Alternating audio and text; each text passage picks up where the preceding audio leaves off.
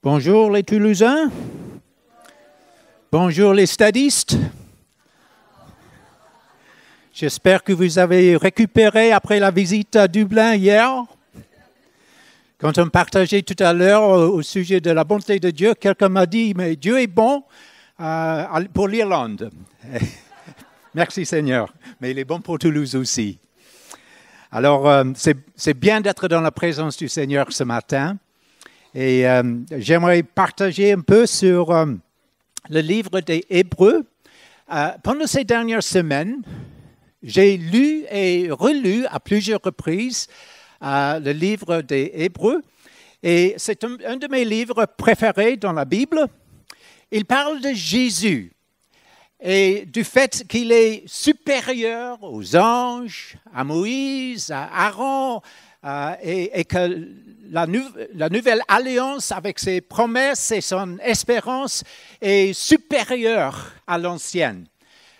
Mais ce qui m'a parlé cette fois, c'était la centralité du rôle de Jésus en tant que souverain sacrificateur et de notre rôle comme sacrificateur aussi. Tous les chapitres parlent de la sacrificature. Les premiers 10 chapitres parlent de la sacrificature de Jésus et puis ensuite notre sacrificature. Alors, dans le premier chapitre, verset 3, le Fils est le reflet de la gloire du Père et l'expression de sa personne. Il soutient tout par sa main puissante. Après avoir accompli au travers de lui-même la purification de nos péchés, il s'est assis à la droite de la majesté divine dans les lieux très hauts. Donc, l'acte central et fondamental de la sacrificature de Jésus, c'était d'offrir son corps en sacrifice pour la purification de nos péchés et de présenter son sang dans le propitiatoire dans la présence de Dieu. Lui qui était le Fils de Dieu, lui qui était venu du ciel, qui était l'expression même du Père, le reflet de sa gloire, il est venu sur terre pour offrir son corps en sacrifice pour nous et pour présenter son sang pour nous. Et puis, il s'est assis à la droite de la majesté divine. Dans l'Ancien Testament, le souverain sacrificateur ne s'est jamais assis parce qu'il n'y avait pas de siège dans le tabernacle et son œuvre ne s'était jamais terminée. Mais notre souverain sacrificateur, il s'est assis. Il a accompli pour nous la rédemption éternelle. Il nous a sauvés de nos péchés par son œuvre expiatoire sur la croix. Alors nous glorifions Dieu pour notre sacrificateur. Et nous, en tant que sacrificateurs, nous n'avons rien à offrir pour gagner notre salut, parce que Jésus a tout gagné pour nous. Et puis dans le deuxième chapitre, versets 17-18, par conséquent, il devait devenir semblable en tout à ses frères, afin d'être un grand prêtre rempli de compassion et fidèle dans le service de Dieu, pour faire l'expiation des péchés du peuple. En effet, comme il a souffert lui-même lorsqu'il a été tenté, il peut secourir ceux qui sont tentés. L'incarnation de Jésus était tout à fait nécessaire pour son ministère en tant que sacrificateur. Il devait devenir semblable à nous. Un sacrificateur, c'est un représentant. Alors, pour représenter les hommes, il fallait qu'il devienne homme. Pour 2 raisons. Il fallait qu'il représente les hommes et faire un sacrifice expiatoire pour nos péchés. Donc, il a fait ce sacrifice et c'est un sacrifice qui est terminé. Mais aussi, il reste sacrificateur pour nous secourir de nos besoins. Il est devenu homme pour qu'il puisse savoir qu'est-ce que c'est que de vivre en tant qu'être humain avec les pressions de cette vie et qu'il puisse compatir à nos faiblesses, Alors, merci Seigneur, parce que tu es devenu semblable à nous, afin que tu peux nous secourir dans le temps de nos besoins. Et puis, dans le chapitre 3, verset 1er, il dit, « C'est pourquoi, frères saints, qui avez part à la vocation céleste, considérez l'apôtre et le souverain sacrificateur de la foi que nous professons. Nous avons une vocation céleste. Et notre vocation, c'est d'être sacrificateur aussi. Nous sommes un sacerdoce royal. Nous sommes des prêtres royaux. Alors, il nous dit, fixons les yeux sur Jésus, notre souverain sacrificateur. C'est lui que nous servons dans notre sacrificature. Il a été envoyé sur terre en tant qu'apôtre pour représenter Dieu auprès des hommes, pour parler de la part de Dieu auprès des hommes. Mais puis, il est retourné au ciel en tant que représentant des hommes, pour nous représenter dans la présence du Seigneur, pour être notre médiateur dans la présence du Seigneur. C'est un double représentant.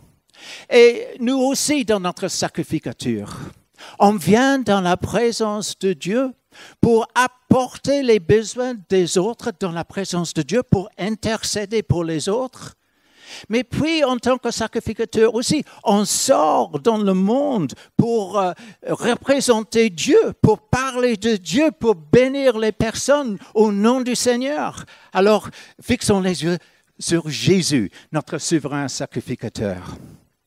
Puis dans le chapitre 4, versets 14 à 16, « Ainsi, puisque nous avons un souverain grand prêtre qui a traversé le ciel, Jésus, le Fils de Dieu, restons fermement attachés à la foi que nous professons. En effet, nous n'avons pas un grand prêtre incapable de compatir à nos faiblesses. Au contraire, il a été tenté en tout point, comme nous, mais sans commettre de péché. Approchons-nous donc avec assurance du trône de la grâce, afin d'obtenir compassion et trouver grâce pour être secouru au moment opportun. » Alors, merci Seigneur pour celui qui est là pour nous aider dans le moment de nos besoins. En anglais, le mot pour propitiatoire, c'est le mot mercy seat, donc siège de miséricorde. Là où on trouve la grâce, là où on trouve la compassion. Alors lorsque nous venons au Seigneur, nous venons pour trouver sa grâce. Nous venons pour obtenir quelque chose de lui. Et nous en avons bien besoin de la grâce dans la vie. Il est dit au sujet d'Ésaü qu'il a manqué d'obtenir la grâce de Dieu. Dans cette situation, lorsque son frère l'avait triché, il est devenu amer, il voulait le tuer, il a porté ses ressentiments dans sa vie, il n'a pas obtenu la grâce. Et souvent, nous en avons besoin. On a besoin de pardonner, mais il faut la grâce de Dieu. Parce que dans ce monde, il y a les choses qui se font. Des gens qui disent des choses, qui font des choses. On est blessé et souvent, on a besoin de la grâce du Seigneur. Alors, le propitiatoire, le trône de la grâce, c'est là où la grâce est dépensée. Alors, lorsque nous sommes dans le besoin, nous venons vers notre souverain sacrificateur pour recevoir la grâce. Et il y en a parmi nous aujourd'hui qui ont besoin de la grâce. Il y a des choses qui sont faites pendant cette semaine qui vient d'écouler. Et même sur la période de Noël, lorsque nous étions chez nos familles, il y a des paroles qui ont été dites. Il y avait des choses qui nous ont blessés. Et ça reste là. Et nous avons besoin de la grâce. Alors venons ce matin. Venons ce matin à le siège de la grâce, au trône de la grâce, pour notre souverain sacrificateur. Puis, dans le chapitre 5, versets 6 et 10, il dit aussi ailleurs, « Tu es prêtre pour toujours à la manière de Melchisédek, car Dieu l'a déclaré grand prêtre à la manière de Melchisédek. » David avait prophétisé au sujet du Messie dans le psaume 110 qu'il serait prêtre selon l'ordre de Melchizedek. Alors, Melchizedek était le prêtre de Dieu très haut, auquel Abraham a offert la dîme. Et il était le roi de Salem, donc roi de paix, et son nom veut dire roi de justice. Alors, Jésus est devenu prêtre selon l'ordre de Melchizedek. Il était roi de justice aussi et roi de paix. Dans l'Ancienne Alliance, les prêtres étaient selon l'ordre d'Aaron. Et ces prêtres-là étaient du tribu de Lévi. Mais Jésus n'était pas du tribu de Lévi. Alors, pour la Nouvelle Alliance, il a repris la prêtrise de Melchizedek. Alors, Jésus est devenu prêtre selon l'ordre de Melchizedek. Et puis, dans le chapitre 6, versets 19-20, cette espérance, nous la possédons comme une ancre de l'âme, sûre et solide. Elle pénètre au-delà du voile, là où Jésus est entré pour nous comme précurseur, et ont été faits souverains sacrificateurs pour toujours, selon l'ordre de Melchizedek. Notre souverain sacrificateur est entré au-delà du voile, dans le lieu très saint, dans la présence même de Dieu, dans la gloire de sa présence. Il est entré là pour présenter son sang pour nous. Il est entré là pour ouvrir un chemin pour nous, afin que nous puissions y entrer aussi. Alors, suivons-le au-delà du voile. Nous sommes convoqués en tant que prêtres de suivre notre précurseur qui est entré au-delà du voile. Il est resté là, il nous attend là. Alors, c'est important lorsqu'on vient dans la présence du Seigneur. Il ne s'agit pas seulement de chanter des cantiques et tout ça, mais il s'agit d'amener notre esprit dans la présence du Seigneur, de traverser la voile qui a été déchirée par la mort de Jésus-Christ et de rencontrer notre souverain sacrificateur qui est là et qui nous attend. Et ça, c'est notre privilège. De venir dans la présence même de Dieu, d'être à sa rencontre, d'être dans l'intimité. C'est ce qu'il recherche pour que nous soyons dans sa présence, pour être avec lui. Jésus a prié pour ses disciples, je veux qu'ils soient avec moi, là où je suis. Je veux qu'ils voient ma gloire. Et Jésus, notre souverain sacrificateur, il veut que nous voyions sa gloire.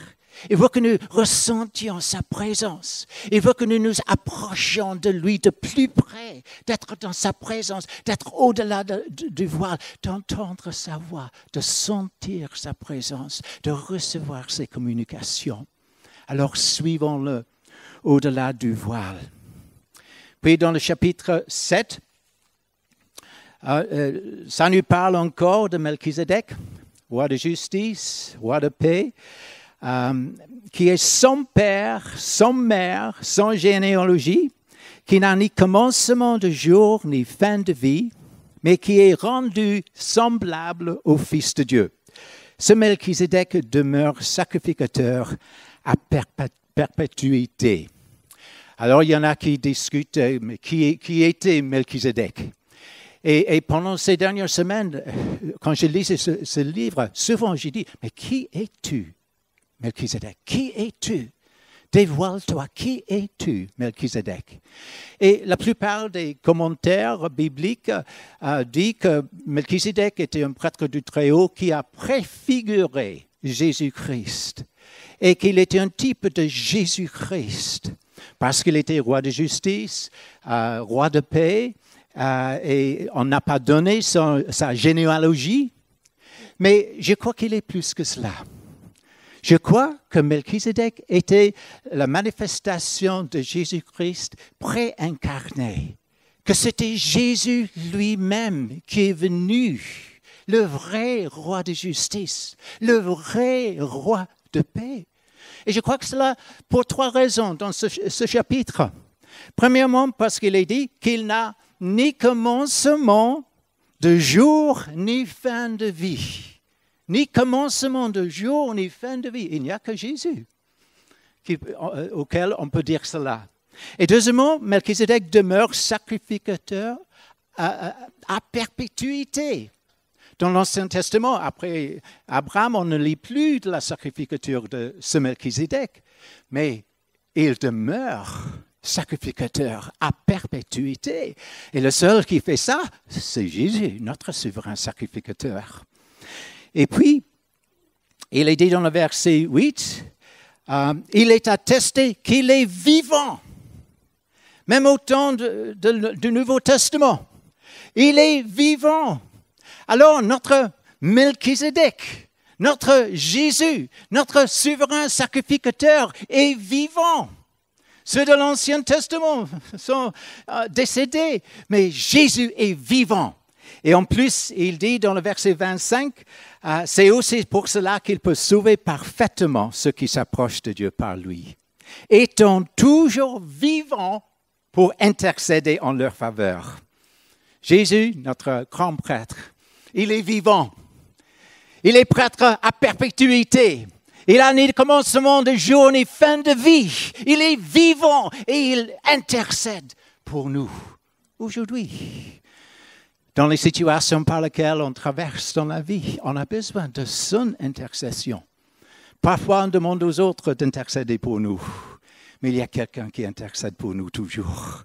Merci pour notre souverain sacrificateur.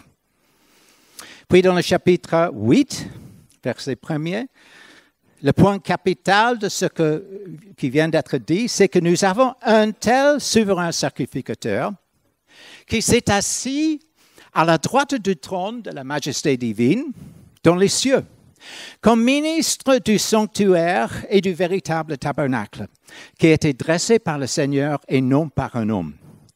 Mais maintenant, il a obtenu un ministère d'autant supérieur qu'il est médiateur d'une alliance plus excellente, qu'il a établie sur des meilleures promesses. Notre souverain sacrificateur, il est assis à la droite de la majesté divine. Le propitiatoire est devenu aussi le trône. Comme dans l'Ancien Testament, le propitiatoire, c'était là où ils ont aspergé le sang, mais c'était là où la Shekinah, la gloire de Dieu s'est manifestée. Et au ciel, dans le sanctuaire véritable, là où le sang de Jésus était aspergé pour nous, c'est aussi le trône. C'est là où il règne. Et il règne là où son sang est appliqué. Et son sang est appliqué, aspergé sur le propitiatoire, mais aussi sur nos cœurs. Et si nous faisons confiance à notre Dieu, notre foi est dans le sang de Jésus. Notre foi est dans le sang de Jésus pour nous purifier, pour nous donner accès dans la présence de Dieu. Et là où le sang est appliqué, là où il y a le trône de Dieu. Et Dieu règne, oui, dans le ciel, mais il règne aussi sur le trône de nos cœurs à travers le sang de Jésus. Et il est là pour garantir les promesses de la nouvelle alliance. Il est là dans la présence de Dieu, à la droite du Père, pour assurer que toutes les promesses que Dieu nous a données dans la nouvelle alliance soient accomplies. Alors, il nous a promis le salut. Il nous a promis la présence de son esprit. Il nous a promis sa paix. Il nous a promis sa joie. Il nous a promis d'être avec lui pour toute éternité. Et il est là pour garantir que ça va arriver. On va être avec lui pour toute l'éternité. Quelle espérance! Gloire à Dieu pour cette assurance que nous serons dans la présence de Dieu pour toujours. Alors, il veut nous amener là où il est. Et puis, le chapitre 9, verset 11, « Mais Christ est venu comme souverain sacrificateur des biens à venir. » Il a traversé le tabernacle le plus grand et plus parfait, qui n'est pas construit de main d'homme, c'est-à-dire qui n'est pas de cette création. Et il est entré une fois pour toutes dans le lieu très saint, non avec le sang des boucs et des veaux, mais avec son propre sang. et ont obtenu une rédemption éternelle. Déjà dans cette vie, on est bénéficié de l'œuvre de Jésus-Christ. Mais ce que nous recevons ici-bas, ce n'est que l'avant-goût de ce qu'il a préparé pour nous, pour toute l'éternité. Et nous nous réjouissons dans sa présence ce matin. Nous sommes dans la joie dans sa présence ce matin. C'est bien d'avoir la présence du Saint-Esprit dans nos vies. C'est bien d'être dans la famille de Dieu. Mais dans l'avenir, il y a des biens à venir. Il est le souverain sacrificateur des biens à venir. Alléluia. Et ça, c'est notre espérance et nous nous réjouissons dans cela parce que les gens dans ce monde sont souvent dans le désespoir. Ils n'ont pas ni espérance pour cette vie, ni espérance pour l'au-delà. Mais nous avons de l'espérance. Merci Seigneur pour l'espérance qu'il y a en Jésus. Merci Seigneur pour l'avenir que tu as préparé pour nous. Et puis, Hébreux 10, versets 19 à 22. Ainsi, frères et sœurs, nous avons par le sang de Jésus l'assurance d'un libre accès au sanctuaire.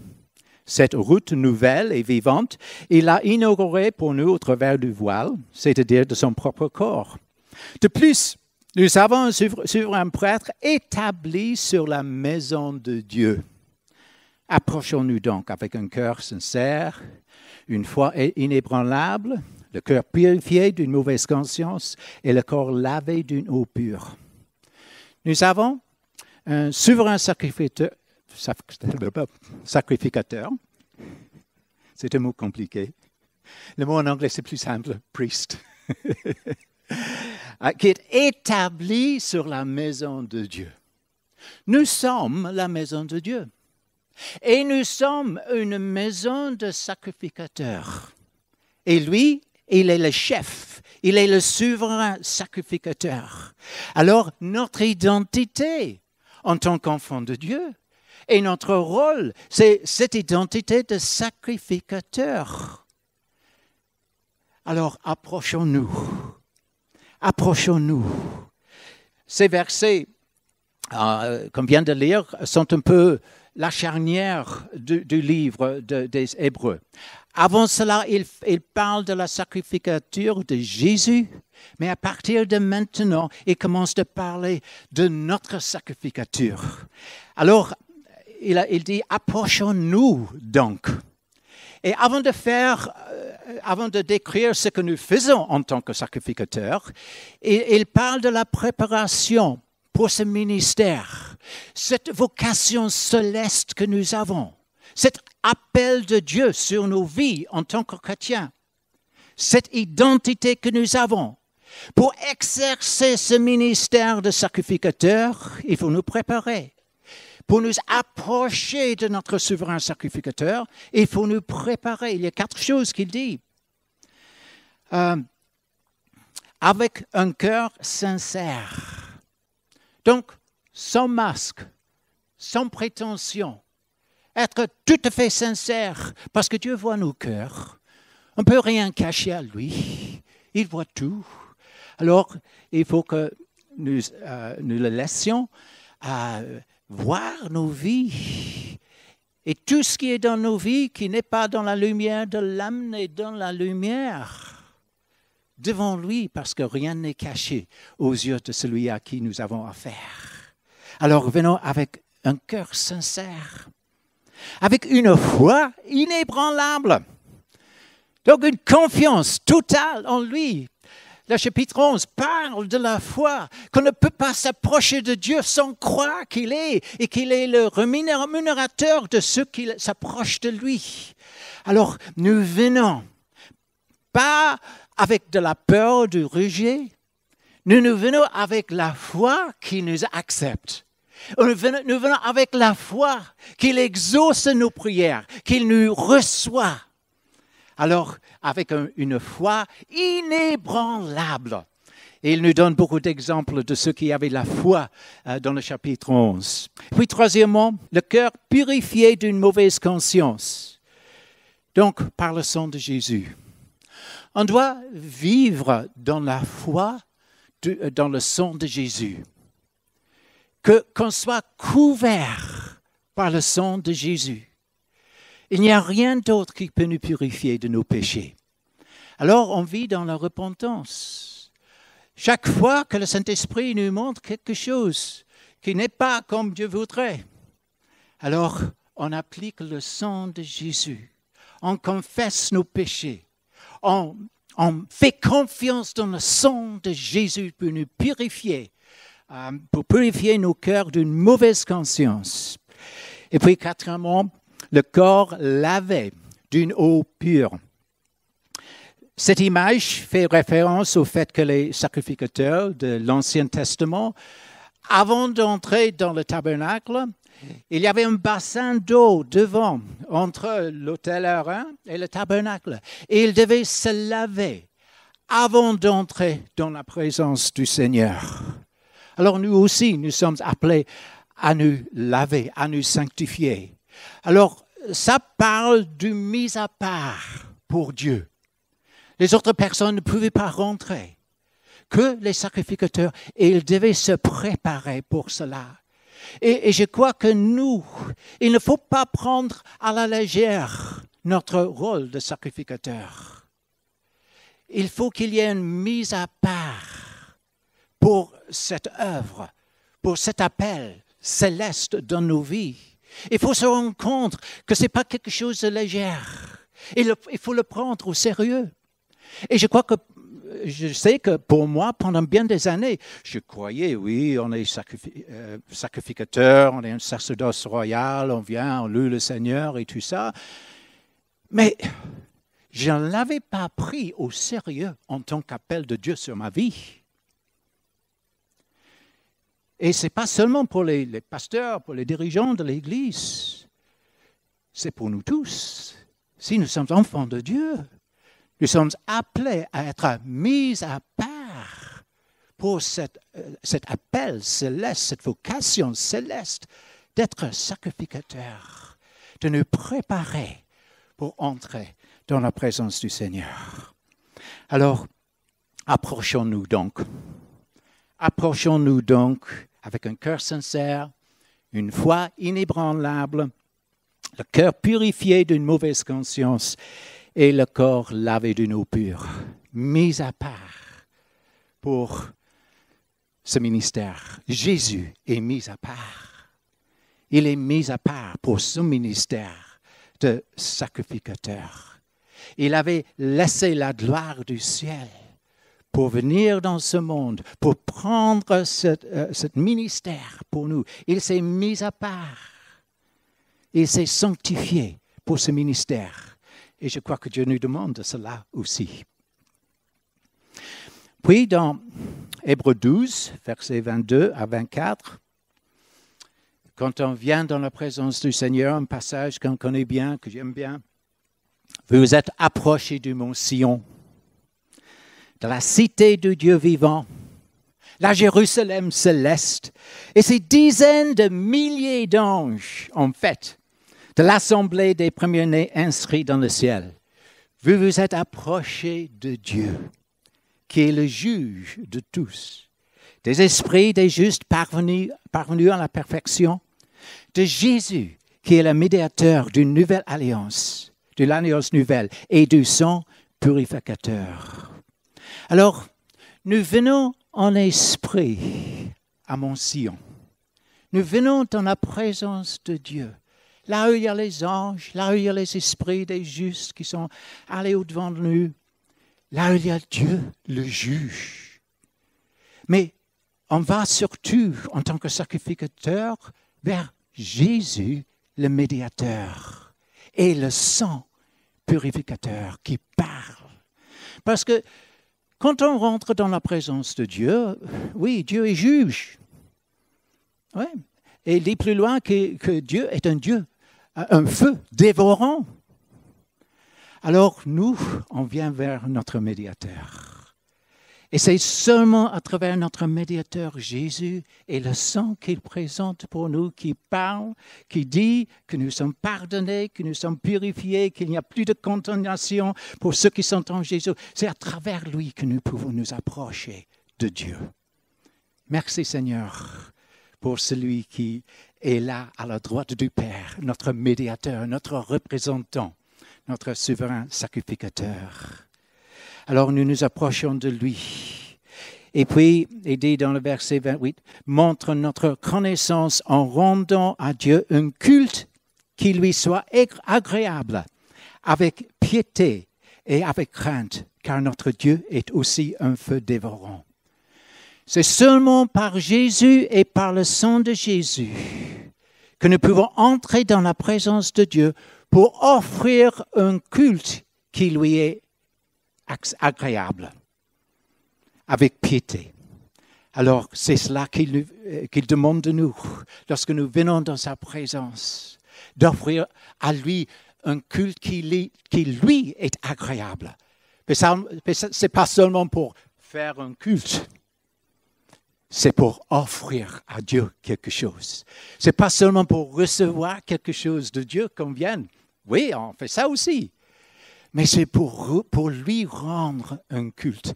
C'est ça, le ministère de sacrificateur. C'est de lui offrir un culte. Le culte qu'il veut, qu'on l'adore, qu'on le loue, qu'on se prosterne devant lui, qu'on le loue d'une façon qui lui est agréable. Mais en tant que sacrificateur, nous ne sommes pas seulement appelés à entrer dans la présence de Dieu pour lui offrir un culte. Nous sommes aussi appelés à sortir à l'extérieur du campement du peuple de Dieu. Dans le chapitre 13, versets 10 à 13, nous avons un autel dont ceux qui font le service du tabernacle n'ont pas le pouvoir de manger. Le corps des animaux dont le sang est porté dans le sanctuaire par le souverain sacrificateur pour le péché sont brûlés hors du camp. C'est pour cela que Jésus aussi, afin de sanctifier le peuple par son propre sang, a souffert hors de la porte.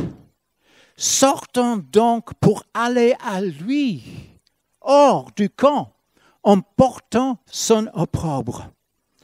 Donc, en tant que sacrificateur de la Nouvelle Alliance, nous avons un autel. Dans l'Ancienne Alliance, il y avait 2 autels dans le tabernacle.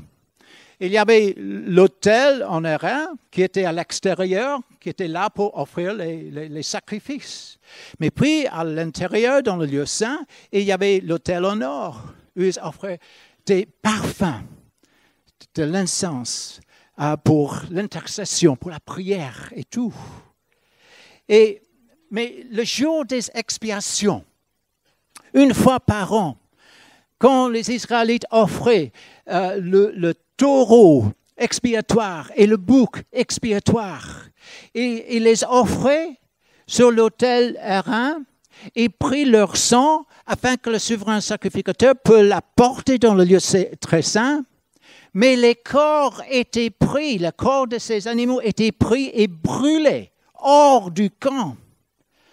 Alors, comme Jésus était celui qui a fait l'expiation pour nous, une fois pour toutes, il a souffert hors du camp, hors de Jérusalem, hors de la communauté de son peuple, sur le mont Golgotha, hors du camp. La croix où il a souffert, la croix où il a fait ce sacrifice, c'était hors de la ville de Jérusalem. Il a versé son sang, il a pris sa croix. Et nous sommes aussi invités à être ses disciples, à le suivre, à prendre sa croix. Et pour les Juifs, il y avait un opprobre avec la croix. C'était quelque chose de terrible de mourir sur une croix. Et pour nous aussi, quand nous parlons de la croix de Jésus aux gens qui ne croient pas, il y a quand même un opprobre. La croix pour nous représente l'endroit où Jésus est mort pour nous, mais c'est aussi l'endroit où nous sommes morts avec lui. Et il nous faut vivre cette mort dans notre vie quotidienne. Il faut sortir à lui en portant son opprobre dans ce monde. Nous sommes appelés à cela. Ça fait partie de notre sacrificature. Donc, approchons-nous de lui, mais sortons donc à lui hors du camp. Il n'est pas dit qu'on sorte aux autres, bien qu'on fasse cela. Mais en faisant cela, on sort à lui. Ça fait partie de venir à lui. C'est de sortir hors du camp en portant son opprobre. Et ça fait partie intégrale de notre ministère de sacrificateur. Oui, nous nous approchons de Dieu. Nous avons le privilège de venir au-delà du voile, d'être dans la présence de Dieu. Et il est là avec nous ce matin. C'est un privilège d'être dans sa présence. Et nous avons ce privilège tous les jours, que ce soit sur le plan personnel, que ce soit ensemble. Nous avons le privilège d'approcher de Dieu, d'être dans sa présence. Mais nous avons cet appel aussi de sortir à lui, hors du camp, en portant son opprobre. Il y a plusieurs façons de faire cela. Je crois que faire le témoignage, ça fait partie de cela. Témoigner aux autres. Mais c'est une question aussi de faire le bien aux autres aussi. Dans la parabole du bon Samaritain, il y avait quelqu'un qui était tombé dans le besoin. Il y avait le prêtre qui est passé. Mais il était trop occupé parce qu'il devait aller au temple pour présenter son sacrificature vers Dieu. Et puis il y avait le Lévite qui était aussi serviteur du temple. Et il ne pouvait pas s'arrêter parce qu'il y avait quelqu'un dans le besoin, parce qu'il était trop occupé pour aller servir dans le temple. Mais puis il y avait le bon Samaritain qui est venu et qui s'est rendu compte que d'avoir quelqu'un dans le besoin, c'était quand même important aussi.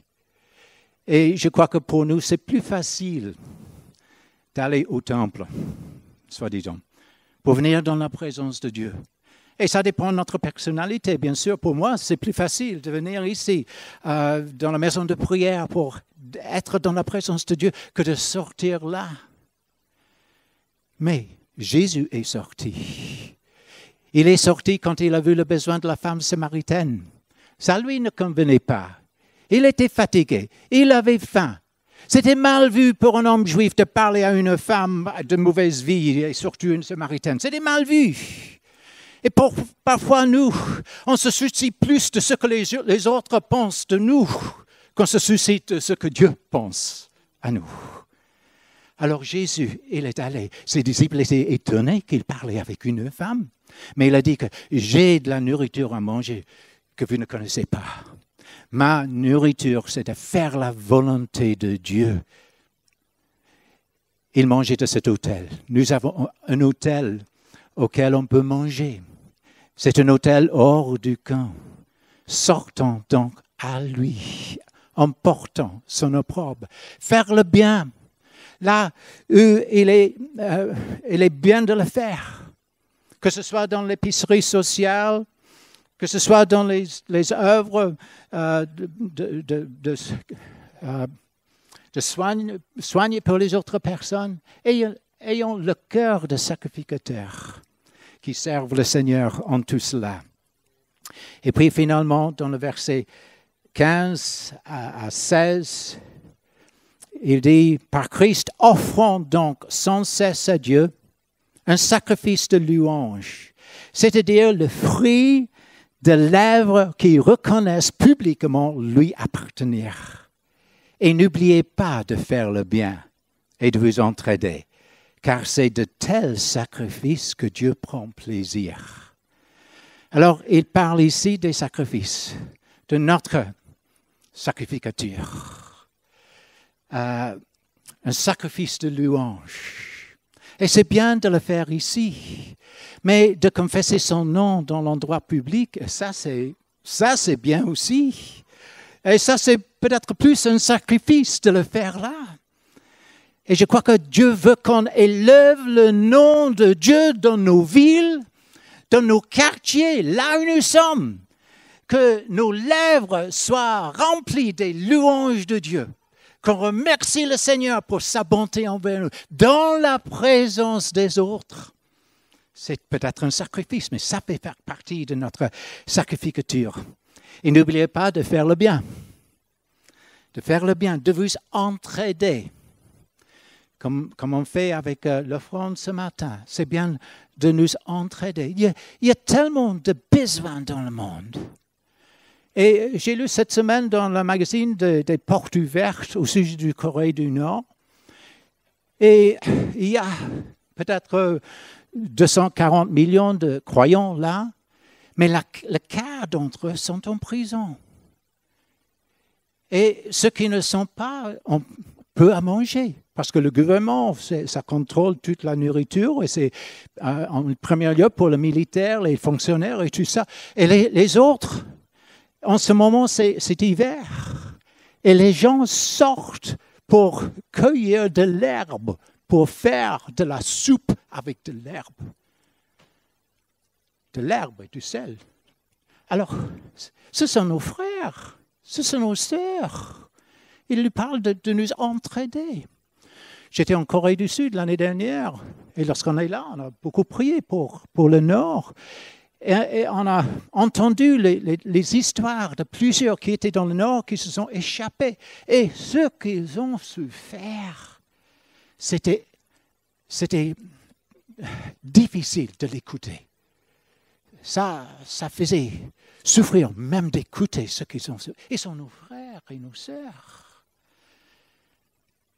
Et il y en a parmi nous, il y en a dans d'autres pays, beaucoup qui souffrent pour l'Évangile.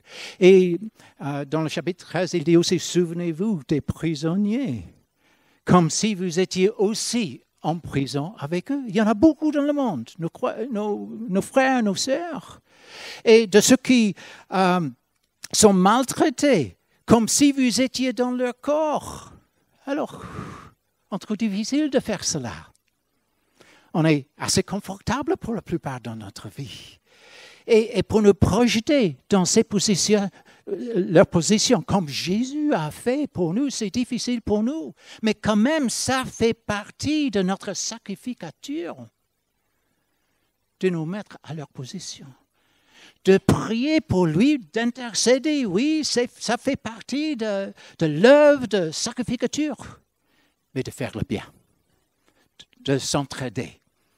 Ça en fait partie aussi. Les prêtres dans l'Ancien Testament, ils venaient dans la présence du Seigneur pour apporter les besoins du peuple dans la présence du Seigneur, pour intercéder pour eux. Et puis, ils sortaient auprès du peuple pour bénir les peuples au nom du Seigneur. Alors, c'est comme pour nous. On entre dans la présence de Dieu. On apporte les besoins de ceux pour lesquels on prie. Mais on sort aussi pour les bénir au nom du Seigneur. Et je crois que ça fait partie de sortir vers lui. C'est de sortir en bénissant. Et il a expliqué aux prêtres comment bénir le peuple dans le nom du Seigneur. Et je crois que ça c'est important, même nos paroles, de bénir le peuple dans le nom du Seigneur. Et je sais que parfois, quand je prie, j'aime bien marcher priant. Et pour moi, je suis dans les nuées, là, je suis avec le Seigneur, les gens autour. Mais moi, j'oublie les gens, je suis là dans la présence du Seigneur. Mais dernièrement, depuis que le Seigneur m'a parlé de cela, il m'a fallu me rendre compte plus de ceux qui sont là et de les bénir au nom du Seigneur. J'ai acheté dernièrement quelque chose d'un commerçant. Et après que j'ai payé, j'ai dit au revoir, monsieur, que Dieu vous bénisse. Et il ne savait pas comment réagir à cela. Dieu me bénisse. Ah, mais c'est beau ça. C'est beau ça. Mais je crois que quand on dit ça, ce n'est pas que des paroles. On libère la bénédiction du Seigneur vers les gens qui ont besoin. J'étais dernièrement à Saint-Étienne et on faisait 3 jours de conférence là, dans la présence du Seigneur. C'était merveilleux. Mais à la fin, on est sorti dans un restaurant. Et après qu'on a mangé là, je suis allé payer. Et j'ai commencé à parler avec le propriétaire. Et elle a dit, mais oui, on vient de commencer notre entreprise ici, on est tellement contents parce que nous tous les deux, lui et son mari, on n'était pas contents en faisant ce qu'ils faisaient avant. Et maintenant, on est contents, on aime bien faire ça. Elle m'a amené derrière pour me faire voir la cuisine et tout. Et puis je lui ai dit, je veux bénir votre entreprise au nom du Seigneur. Alors j'ai parlé de la bénédiction, j'ai prophétisé sur eux dans le nom du Seigneur. Et il y avait les larmes dans ses yeux, que quelqu'un est venu bénir. Puis on a pris ces cartes pour envoyer nos amis à Saint-Étienne. Alors il faut bénir avec nos paroles. Mais parfois il faut faire plus. Parfois il faut des actes. Je me rappelle une fois, un dimanche, j'allais prêcher. Et j'avais 4 heures de route le dimanche matin. Avant d'y aller, il y avait 2 trains que je devais prendre. Et à Dublin, je devais changer de gare pour changer de train. Et en allant au travers de Dublin, il y avait un homme qui était à côté de la rue, sur le trottoir. Et il était là. Il avait vraiment froid. C'était l'hiver. J'avais une veste. Et c'était une veste en cuir. Et en plus, c'était du Versace. Ce que je n'avais pas auparavant ni depuis. Et c'était dans des circonstances particulières que j'ai eu cela. Mais c'était bien confortable, c'était chic, c'était bien, j'aimais bien. Et c'était tout neuf. Et j'ai passé cet homme-là qui était sans manteau. Et l'Esprit de Dieu m'a arrêté.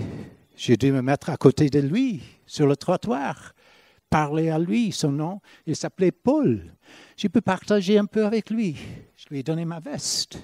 Et puis, j'ai continué sans veste pour aller prêcher. Mais écoutez, ça vaut pas la peine de prêcher sans agir, sans faire. Ça ne vaut pas la peine. À quoi ça sert de prier, de louer, si on n'aide pas ceux qui sont dans le besoin? Il faut le voir comme faisant partie de notre sacrificature. Et si on le voit comme ça, on entre vers lui et on sort vers lui. On ne voit que les personnes, on voit lui, parce qu'il est toujours hors du camp. Avec ceux qui souffrent, avec ceux qui sont dans les prisons, ceux qui sont dans le Corée du Nord ou n'importe où dans le monde, dans notre rue, nos voisins, dans notre ville. Nous sommes les sacrificateurs pour la ville de Toulouse. Pour venir dans ce lieu, offrir les louanges, rencontrer la présence du Seigneur et sentir bien, oui, mais puis sortir vers lui en portant son opprobre hors de notre zone de confort pour agir comme ses sacrificateurs, pour bénir le peuple par nos paroles et par nos actes. Amen.